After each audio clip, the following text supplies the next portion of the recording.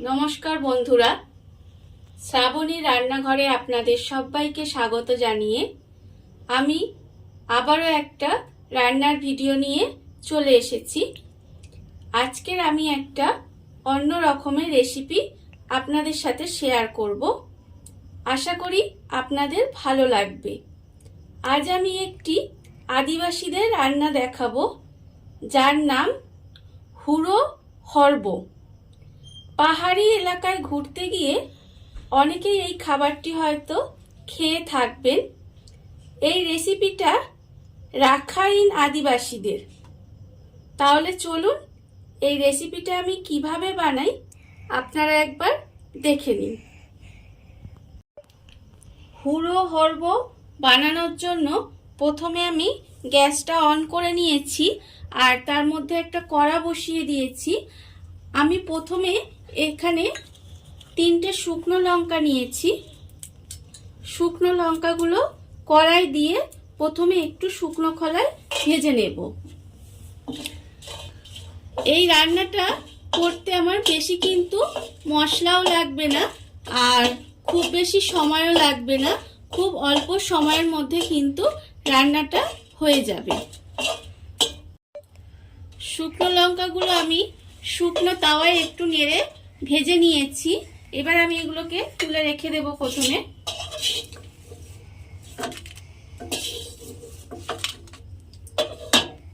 এবারে শুকনো লঙ্কাগুলো শিলের মধ্যে দিয়ে আধ ভাঙা করে কিন্তু আমি গুঁড়িয়ে রেখে দেব। আর অন্যদিকে আমি কড়ার মধ্যে আবারও অল্প জল দিয়ে দেব। জল দিলাম আর এর মধ্যে দেব প্রায় 6টা কাঁচা লঙ্কা। 6টা কাঁচা লঙ্কা আমি জলের মধ্যে দিয়ে একটু সেদ্ধ করে নেব।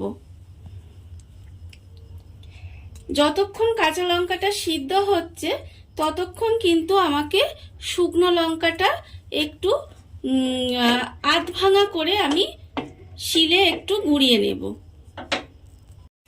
শুকনো লঙ্কাটা আমি আধ ভাঙা করে গুঁড়িয়ে রেখেছি আর এদিকে কাঁচা লঙ্কাটাও আমার সেদ্ধ হয়ে গেছে। এবার আমি কাঁচা লঙ্কাগুলোকে তুলে নেব। তুলে নিয়ে এটা আবারও শিলের মধ্যে দিয়ে আধ বাটা করে, একদম মিহি করে বাটবো না, একটু আধ বাটা করে এটাকে একটু বেটে নেব।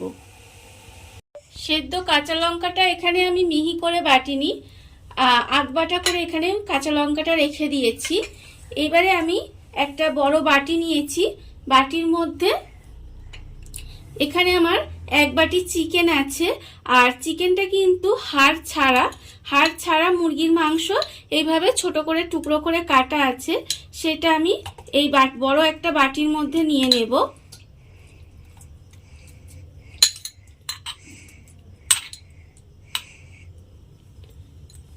এবারে আমার এর মধ্যে দেব পেঁয়াজ বাটা। পেঁয়াজ বাটা প্রায় 1.5 চামচের মতো পেঁয়াজ বাটা এর মধ্যে আমি দিয়ে দেব। আর আমি দেব আদা বাটা। আদা বাটা এখানে আমি 1 চামচের মতো আদা বাটা দেব। এবার আমি এর মধ্যে দেব নুন। নুনটা আমি এখানে আন্দাজ মতো নুন দেব। আর আমি দেব হলুদ গুঁড়ো। হলুদ গুঁড়ো 1/2 চামচ মতো হলুদ গুঁড়ো দেব। আর আমি দেব চালের গুঁড়ি। চালের গুঁড়ি আমি 1 চামচ মতো চালের গুঁড়ি দেব। এবারে এই সমস্ত উপকরণগুলো ভালোভাবে হাত দিয়ে মাখিয়ে নেব। সমস্ত উপকরণগুলো দিয়ে হাত দিয়ে ভালোভাবে মাখিয়ে নিয়েছি। আর অন্যদিকে আবারও কড়াইটা বসিয়ে দিয়েছি, বসিয়ে গ্যাসটা অন করে নিয়েছি। এবারে এর মধ্যে আমি জল দিয়ে দেব।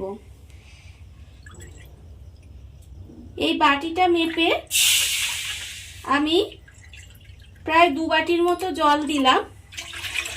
দিয়ে জলটাকে একটু গরম করে নেব। জলটা আমার গরম হয়ে গেছে। এবারে যে চিকেনটা আমি মেখে রেখেছিলাম সেই চিকেনটা আমি এর মধ্যে দিয়ে দেব।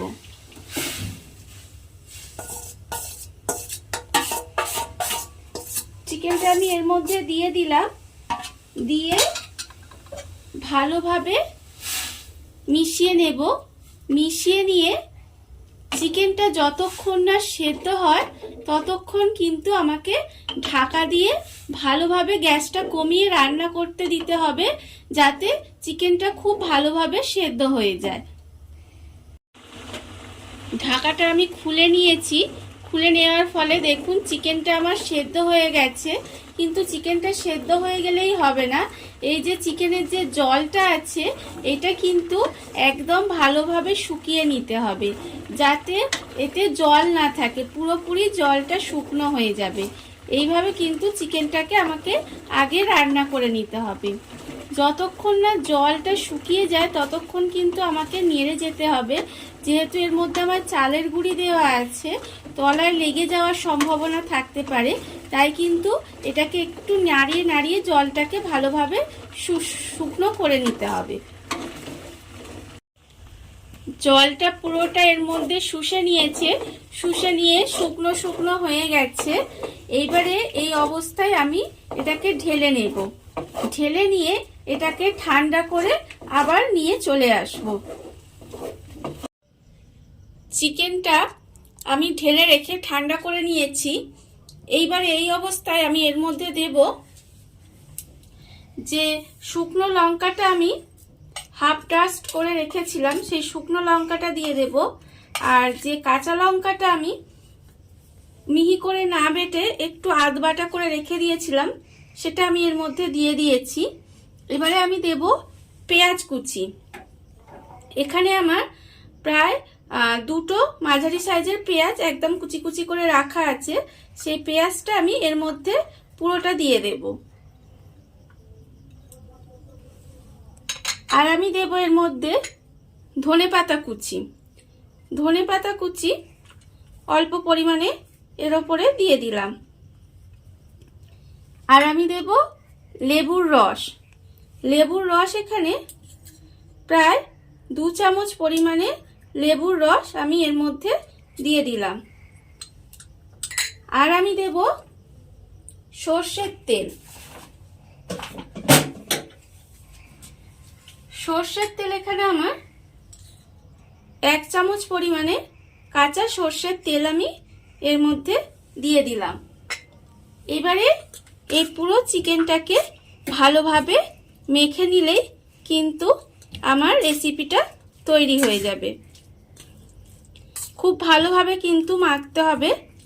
আমি এটা হাত দিয়ে ভালোভাবে মেখে সাজিয়ে নিয়ে এটাকে আবার আমি আপনাদের সামনে চলে আসছি, তাহলেই কিন্তু আমার রান্নাটা পুরো রেডি হয়ে গেছে। দেখুন বন্ধুরা, কত অল্প সময়, কত অল্প উপকরণ দিয়ে কত সুন্দর একটা আদিবাসীদের রান্না আমার তৈরি হয়ে গেছে, যার নাম হুড়ো হরব। এটা দেখতে যতটা সুন্দর হয়েছে, খেতে ঠিক ততটাই সুন্দর হয়েছে। আর এই ভিডিওটা যদি আপনাদের ভালো লেগে থাকে তাহলে লাইক করবেন, কমেন্ট করবেন আর সাবস্ক্রাইব করবেন আমার চ্যানেলকে। আজ এই পর্যন্ত, নমস্কার।